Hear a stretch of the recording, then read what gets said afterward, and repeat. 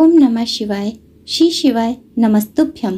सावन मास महाअमात्य के 10वें अध्याय के अंतर्गत श्रावण मास में शनिवार को किए जाने वाले कृत्यों का वर्णन किया गया है। शिवजी बोले, हे सनत कुमार, अब मैं आपसे शनिवार व्रत की विधि का वर्णन करूंगा, जिसका अनुष्ठान करने से मंदत्व नहीं होता। श्रावण मास में शनिवार के दिन नरसिंह, शनि तथा अंजनी पुत्र हनुमान, इन तीनों देवताओं का पूजन करना चाहिए। दीवार अथवा स्तंभ पर नरसिंह की सुंदर प्रतिमा बनाकर हल्दी युक्त चंदन से और नीले तथा लाल पीले सुंदर पुष्पों से लक्ष्मी सहित जगतपति नरसिंह का भली भांति पूजन करके उन्हें खिचड़ी का नैवेद्य तथा कुंजर नामक शाक का भोग अर्पण करना चाहिए। उसी को स्वयं भी खाना चाहिए और ब्राह्मणों को भी खिलाना चाहिए। तिल का तेल तथा धृत स्नान भगवान नरसिंह को प्रिय है। शनिवार के दिन तिल सभी कार्यों के लिए प्रशस्त है।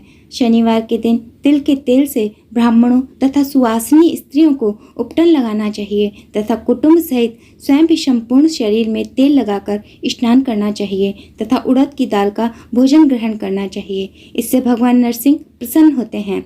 इस प्रकार श्रावण मास में चारों शनिवारों में इस व्रत को करना चाहिए। जो ऐसा करता है उसके घर में स्थिर लक्ष्मी का वास रहता है और धन धान्य की समृद्धि होती रहती है।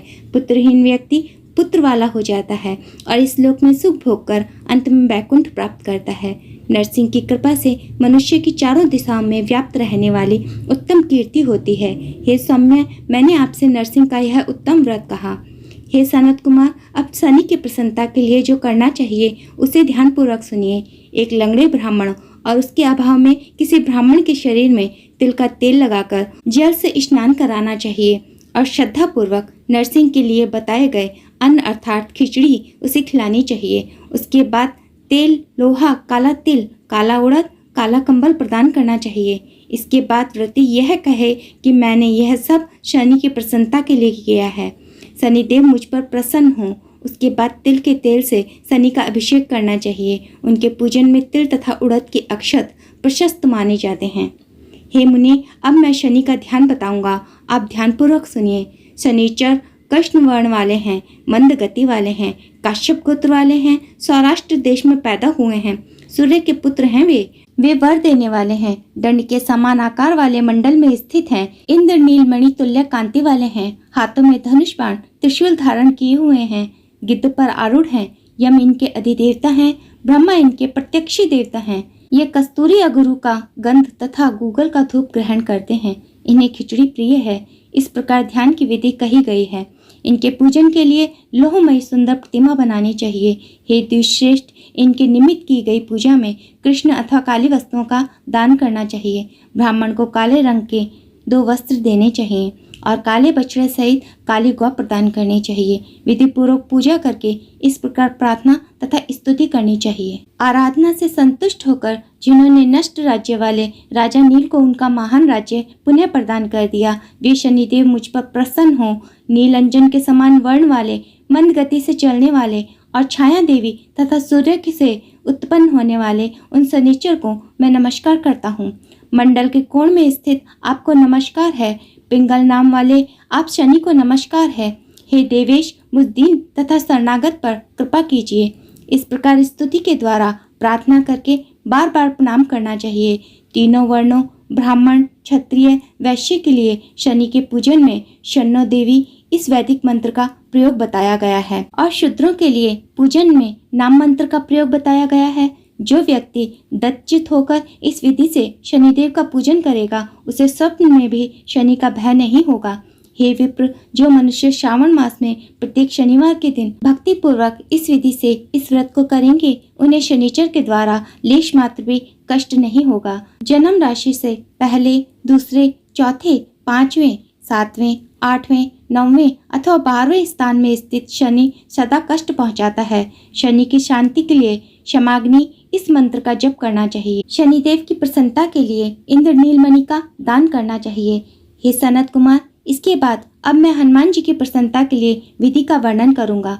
हनुमान जी की प्रसन्नता के लिए श्रावण मास में शनिवार को रुद्र मंत्र के द्वारा तेल से उनका अभिषेक करना चाहिए।